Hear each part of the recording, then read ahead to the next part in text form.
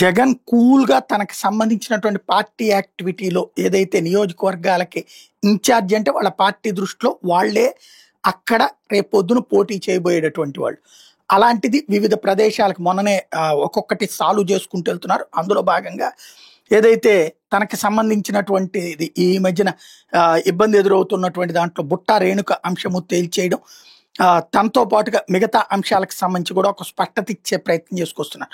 ఓవరాల్‌గా తను రోడ్డు మీదకి వెళ్ళే నాటికి అందరి సంగతి ఎవరెవరు ఎక్కడెక్కడ పోటీ చేయాలి అన్నటువంటిది ఫైనల్ చేసి వెళ్ళడానికి సిద్ధపడుతున్నటువంటి పరిస్థితి. ఈ నేపథ్యంలో కొత్తగా అభ్యర్థులకి సంబంధించినటువంటి అంశాల మీదన చర్చ జరుగుతున్నటువంటి వేళ క్లియర్ పిక్చర్ వైపుకి వెళ్తున్నట్టు కనబడుతోంది. అందులో భాగంగా తాజాగా 2 నియోజకవర్గాలకి అటు చింతలపూడి అభ్యర్థితో పాటుగా మరొక అభ్యర్థిని ఖరారు చేయడం అన్నటువంటిది ఇక్కడ కీలకమైనటువంటి పరిణామం అయింది. ఏదైతే పార్టీకి సంబంధించినంత వరకు గ్యారంటీ గెలుస్తారన్నటువంటి వాళ్ళ విషయంలో సీరియస్గా తీసుకుని వెళ్తున్నటువంటి అంటే ఖర్చు పెట్టగలిగిన వాళ్ళు అయి ఉండాలి. అట్లాగే అక్కడ కులపరమైనటువంటి సమీకరణాలు క్లియర్గా ఉండాలి. మరోవైపున భవిష్యత్తులో ఈ ఒత్తిళ్లు ఎదురవుతాయి. ఎందుకంటే ఇంకా 3.5 సంవత్సరాల పాటు ఉంది పార్టీకి సంబంధించినటువంటి యాక్టివిటీ. ఈ 3.5 సంవత్సరాల్లో ఇబ్బంది రాకుండా చూసుకునేటటువంటి విధంగా ఉండాలి.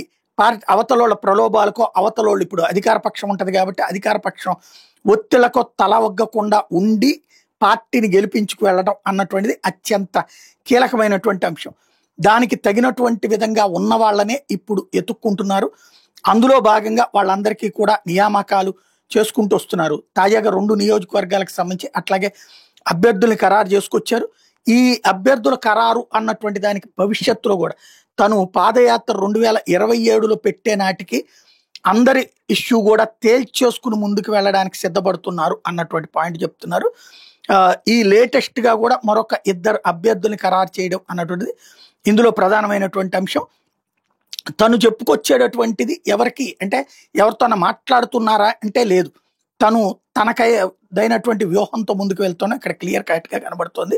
ఒకటి దయ్యాల నవీన్ బాబు చింతలపూడి అభ్యర్థి, ఒక రకంగా ఏలూరు జిల్లా కింద ఉన్నటువంటి చింతలపూడికి సంబంధించి ఇప్పుడు స్టేట్ ఎగ్జిక్యూటివ్ కౌన్సిల్ మెంబర్లుగా నియమించుకొచ్చారు. పీజీ రాంపుల్లయ్య యాదవ్ కర్నూలుకి, వీళ్ళిద్దరిని స్టేట్ ఎగ్జిక్యూటివ్ మెంబర్స్కి. అంటే ఒకవేళ అక్కడ అభ్యర్థులుగా మనం కనుక టికెట్ ఇవ్వలేకపోతున్నామంటే వాళ్ళకి వేరే పదవులు ఇచ్చి వాళ్ళని సంతృప్తి పరిచేటటువంటి కార్యక్రమం అన్నది తీసుకెళ్తున్నారు.